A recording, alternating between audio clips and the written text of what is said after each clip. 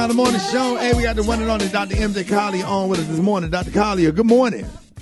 Good morning, Rickey, Smiley, and thank you so much for the opportunity to bring this healthcare information to the listeners of the Rickey Smiley Morning Show. Rickey, we got something serious to talk about this morning. This is about young people. You know, this is really the first summer the young people have been free now and able to pretty much go and do anything they like to do.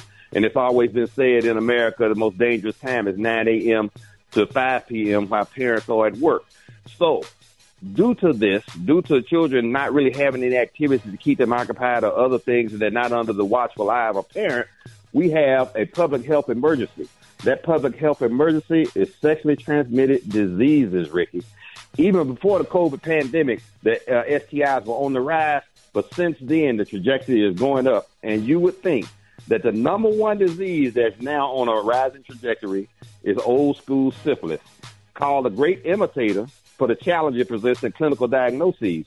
So we thought that we were actually going to eradicate syphilis in the early 1990s and the 2000s, but the disease has once again emerged as a public health threat, predominantly in the ages of adolescents 14 to 19.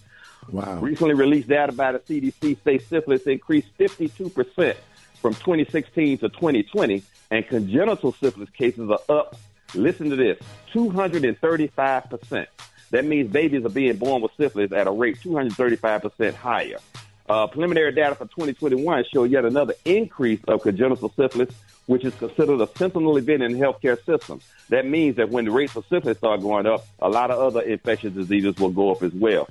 So untreated syphilis has severe long-term health consequences. It contributes to HIV transmission, and congenital syphilis leads to greater rates of stillbirth, premature birth, and infant deaths. Infants who survive can have lifelong disabilities from the infection. And older people who get stage 3 neurosyphilis can have neurological issues and a problem called Charcot's knees, where they can't really feel their legs and the knees become greatly disformed and painful. So we need to look at this as an outbreak now and stay on top of your young people, parents. Remember also, Rickey, the rate of adolescent pregnancy is going up because we got a lot of young people who are, again, they're becoming sexually active. They're not getting support from agencies like Planned Parenthood. They're not seeking information.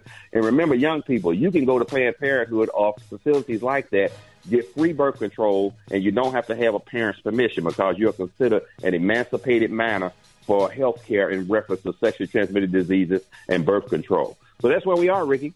All right, let's go to the phones. You're on with Dr. Collier. Good morning. Hey, Dr. Collier.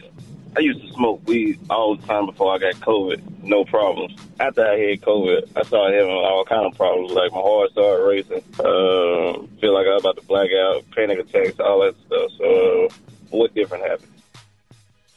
Well, again, damage to your lungs on the cellular level. The endothelium has been damaged, and the way to repair that is by taking natural anti-inflammatories such as your vitamin D and your omega-3 fish oil. Those are really the only things that can help this situation other than tincture of thyme. And as I tell my patients all the time, Dr. Collier, it hurts when I bend my finger. They don't bend my finger. Then if it's a problem when you're smoking weed because of COVID, then just don't smoke. The smoke is irritating your lungs, and the long-term consequences are we're seeing now people having heart problems, under long COVID diagnosis now because they are having issues with their lungs. And even if they didn't have a severe case of the COVID, they're having problems with their lungs and their heart even now. So we're just learning how to do this, but Dr. Collier's been telling you how to do it for a while with your anti-inflammatories, vitamin D, and omega-3 fish oil. All right, Dr. Collier, let everybody know how you can be reached. You can reach me on all social media at ASK Dr. MJ. I'll be doing Facebook Live tonight, 6:30 p.m. Tune in. And remember, these are the opinions of Dr. MJ Collier, not those of Rickey Smiley, the Rickey Smiley Morning Show cast or its production crew.